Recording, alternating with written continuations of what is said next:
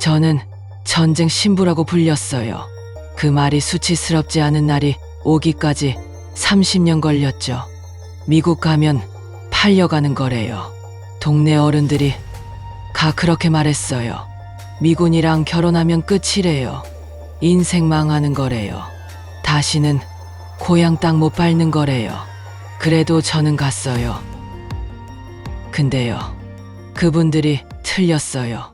1951년 서울, 전쟁이 잠깐 멈춘 것 같던 그 겨울, 저는 20살이었어요. 서울 수복이 됐다고 했지만 수복이 된 게 아니었어요. 그냥 폐허가 됐어요. 종로 거리를 걸으면 무너진 담벼락, 검게 탄 지붕, 유리 한 장 없는 창문들, 살아있는 사람들이 유령처럼 그 사이를 걸어 다녔어요.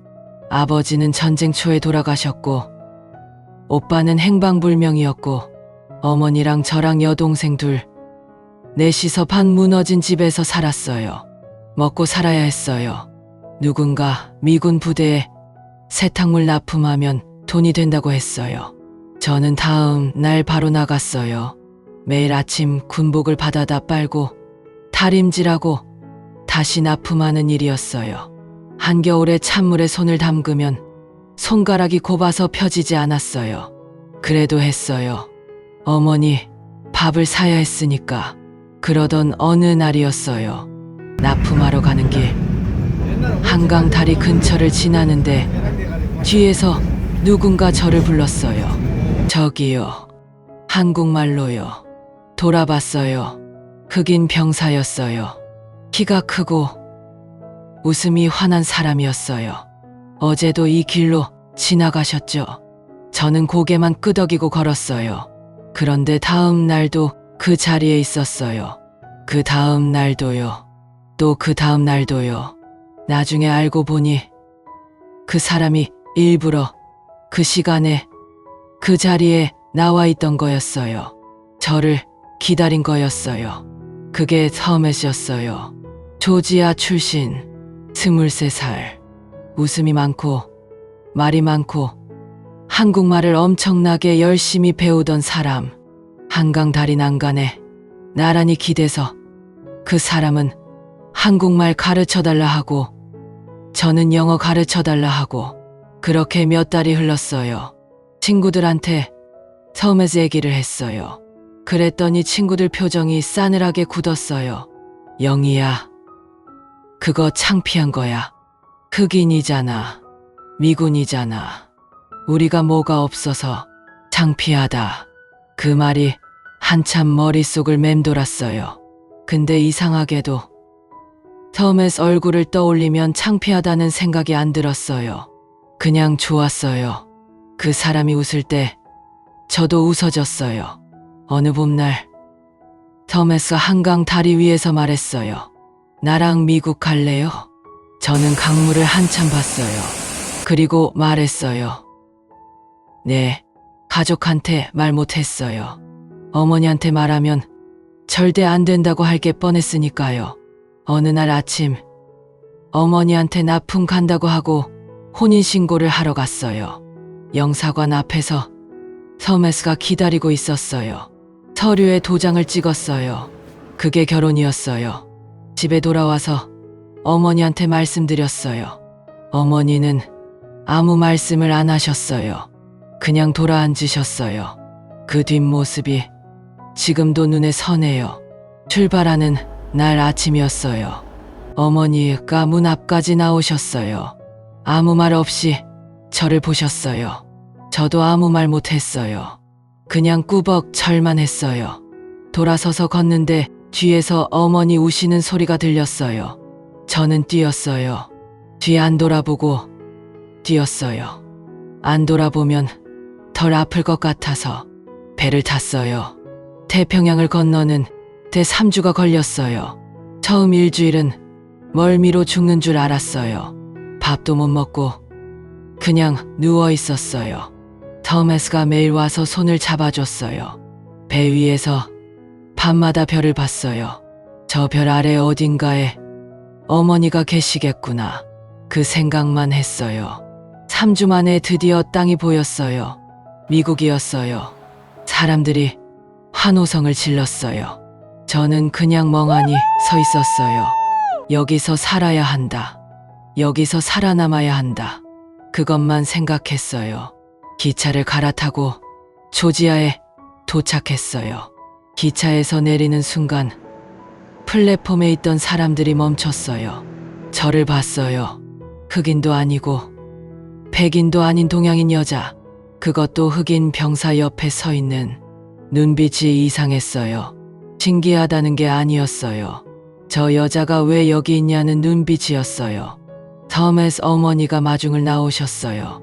저를 보시더니 터메스한테 뭔가를 말씀하셨어요. 그날 밤 터메스한테 물어봤어요.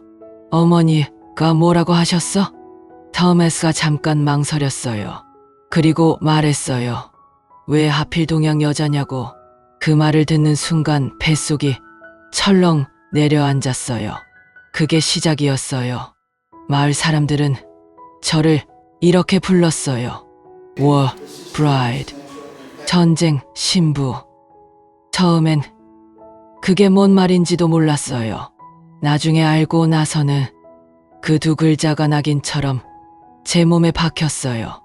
전쟁이 없었으면 오지도 않았을 여자. 전쟁 덕에 미국 온 여자. 전쟁이 만들어준 결혼. 사람들 눈에 저는 그냥 전쟁의 부산물이었어요. 식료품점에 가면 수군거렸어요. 교회에 가면 자리를 피했어요.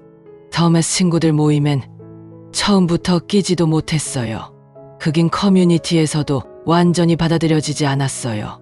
한인은 근처에 한 명도 없었어요. 저는 그 마을에서 아무 데도 속하지 못하는 사람이었어요. 그리고 그것보다 더 무서운 일이 집안에서 시작됐어요. 터메스는 좋은 사람이었어요. 처음엔요. 전쟁에서 돌아온 남자들이 다 그랬듯이 터메스도 뭔가를 마음 깊은 곳에 담고 왔어요. 밤에 소리를 지르며 깨는 날이 많아졌어요. 그러더니 술을 마시기 시작했어요. 처음엔 가끔이었어요. 나중엔 매일이었어요. 술 마시면 눈빛이 달라졌어요. 말이 험해졌어요. 저는 아이가 셋이었어요. 첫째 딸, 둘째 아들, 셋째 딸. 터메스가 술 마시고 들어오는 날 밤엔 아이들 셋을 방 안에 들이고 문을 잠갔어요. 그 문 앞에 등을 기대고 앉아서 밖에서 터메스 소리가 잠잠해질 때까지 숨을 죽이고 기다렸어요.